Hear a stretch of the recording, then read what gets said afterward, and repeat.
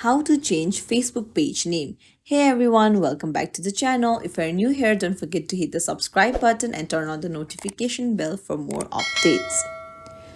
So, first things first, open up your Facebook page and then tap on the profile icon on the bottom right.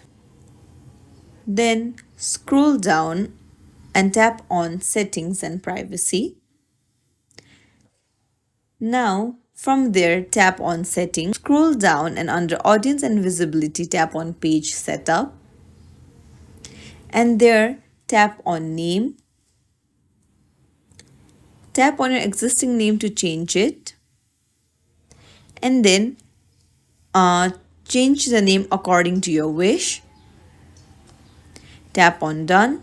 Tap on review change. And then tap on submit for approval. And that's it.